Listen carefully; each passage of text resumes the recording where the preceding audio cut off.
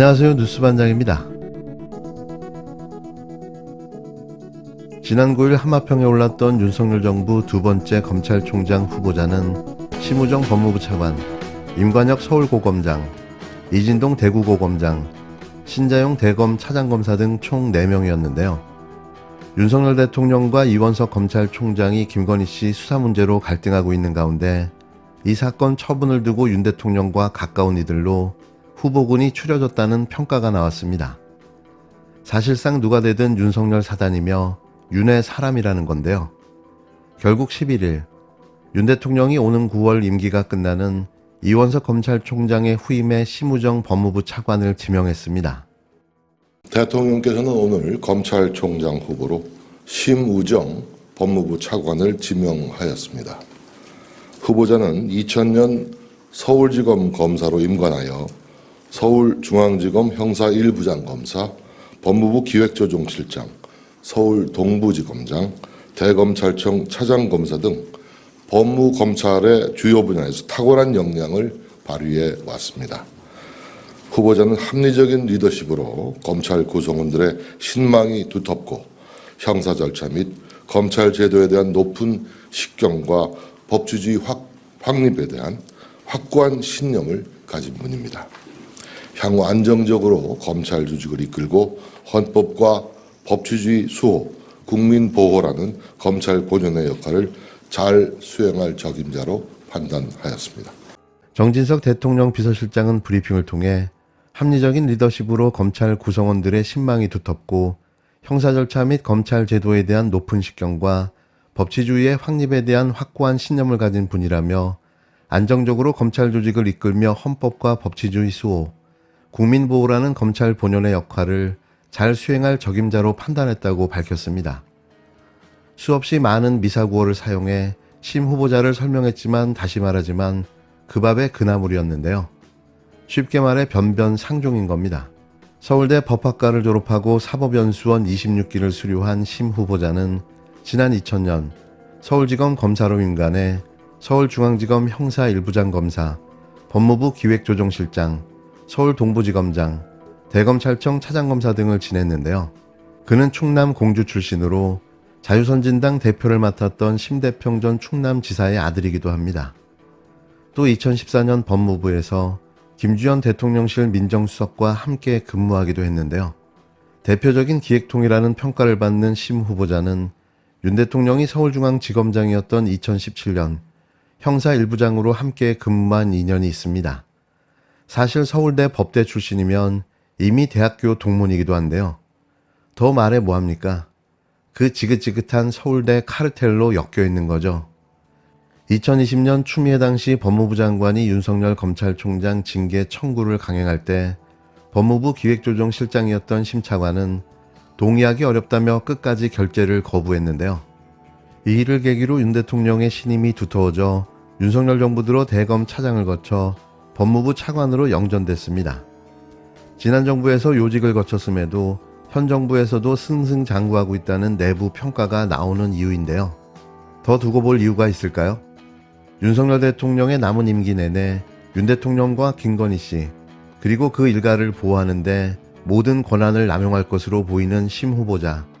그게 그가 맡은 미션일 겁니다.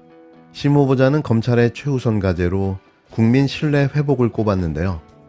특혜 논란이 불거진 김건희 씨 조사에는 구체적으로 답하지 않았습니다. 그는 어떠한 검사가 와도 할 법한 말을 해대며 법과 원칙, 그리고 신뢰를 주구장창 읊어댔는데요. 지금의 신뢰도, 법과 원칙도 지키지 못하는 검찰의 모습을 알기나 하는가 싶습니다. 그는 끝으로 검찰총장이 되면 대통령실과 거리를 둘 수 있겠냐는 우려에 대해 이렇게 답했는데요. 검찰이 정치적 중립을 지키며 일하는 게 가장 중요하다. 또 그렇게 하기 위해 검찰총장의 역할과 책임이 크다고 답했습니다. 또 한 명의 윤석열 아바타, 바지 사장이 탄창이 갈아 끼워지듯 교체되고 있는데요. 이번에도 빈 탄창이 될 게 뻔한 검찰총장. 물론 대통령과 그 가족에 대해서만 그렇겠죠. 하지만 적을 향해서는 얼마나 많은 무수한 난사가 이루어질까요?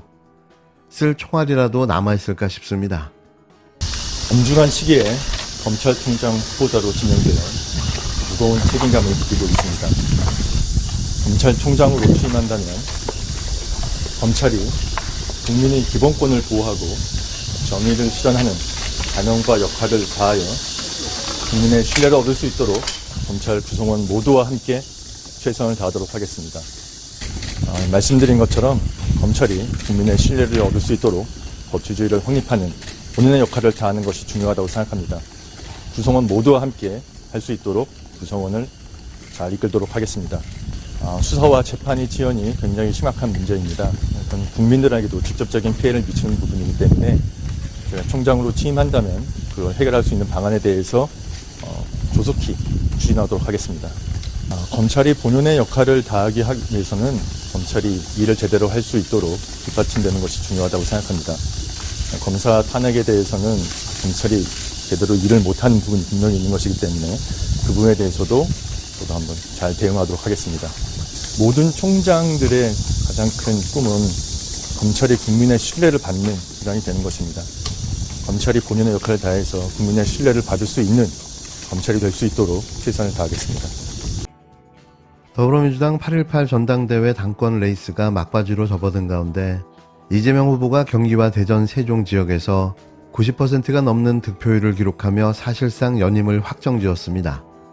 11일 민주당 중앙당 선거관리위원회에 따르면 이 후보는 대전, 세종 지역에서 각각 90.81%, 90.21%를 득표했는데요. 전날엔 본인의 정치적 고향인 경기도에서 93.32%라는 압도적 지지를 받았습니다. 이로써 이 후보는 권리당원 온라인 누적 득표율 89.21%를 기록하며 김두관 후보 9.34%, 김지수 후보 1.45%를 압도했는데요. 사실상 선거가 끝났다고 봐도 무리가 없어 보입니다. 이 후보는 이날 대전 배제대 스포렉스홀에서 열린 대전 세종 지역 순회 경선에서 당원 주권주의와 에너지 고속도로 등 미래 먹거리를 강조했는데요.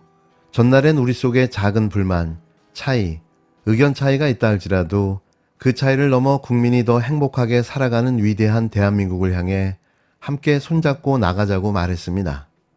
끝까지 일극체제라며 비판한 김두관 후보는 국민과 함께하는 대중정당을 지향하는데 당원들이 왜 30% 정도밖에 투표장에 나오지 않느냐며 돌아봐야 한다고 목소리를 높였는데요. 하지만 그의 말에 동의하는 지지자와 당원들은 없었습니다. 존경하는 대전 세종 시민 여러분, 그리고 대의원 당원 동지 여러분, 충청사위 이재명 인사드립니다.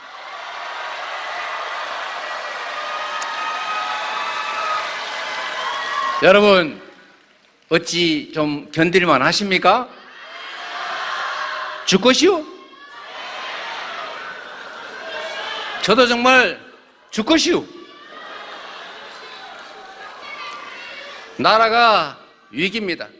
경제도 위기, 안보도 위기, 외교도 위기, 민생도 위기, 민주주의도 위기입니다. 더군다나 지역은 더 위기입니다.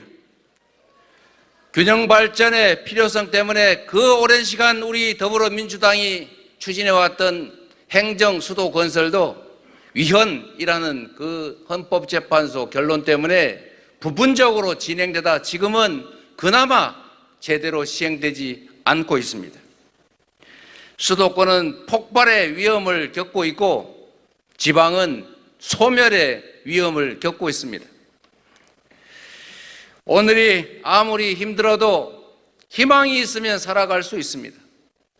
절망 속에서도 희망을 만들어내는 것, 없는 길을 만들어내는 것, 그게 바로 정치가 하는 일 아닙니까?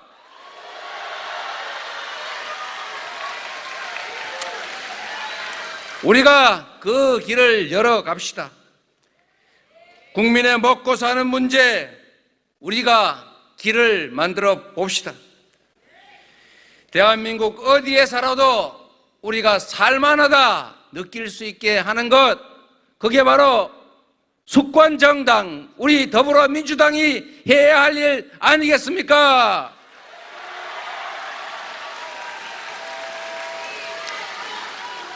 국가 역량을 총동원해서 성장을 회복해야 합니다.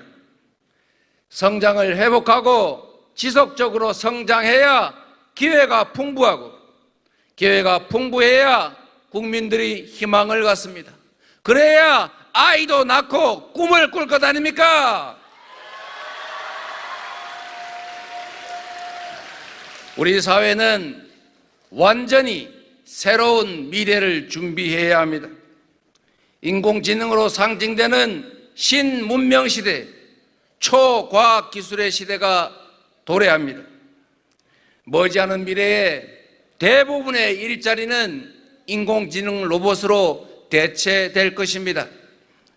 엄청난 생산력이 우리 국민들의 삶을 개선하는 것이 아니라 많은 사람들의 일자리를 빼앗고 소득이 줄어서 소비가 줄고, 그 때문에 경기 침체가 일상화되는 경제 위기가 도래할 수도 있습니다. 또 반면으로 국가와 정치가 제 역할을 한다면 그 엄청난 생산력으로 국민들의 최소한의 삶이 아니라 기본적인 삶을 보장하면서 소득과 소비를 지원하고 생산과 소비가 균형을 맞춰서 지속적으로 성장하고, 국민들은 행복한 공동체 일원으로 함께 살아가는 길도 열릴 수가 있습니다, 여러분. 어떤 길을 가게 될 것인지는 결국 우리의 선택에 달려 있습니다. 우리의 선택은 결국 정치가 하는 것이고, 그 정치를 누가 감당할 것이냐에 따라서 우리와 우리 다음 세대들의 운명이 결정된다. 그래서 우리 더불어민주당의 책임이 훨씬 더 심각하고도 중요하다. 맞습니까, 여러분? 그 더불어민주당의 엄중한 책임을 제대로 이끌어갈 당대표 후보가 누구입니까?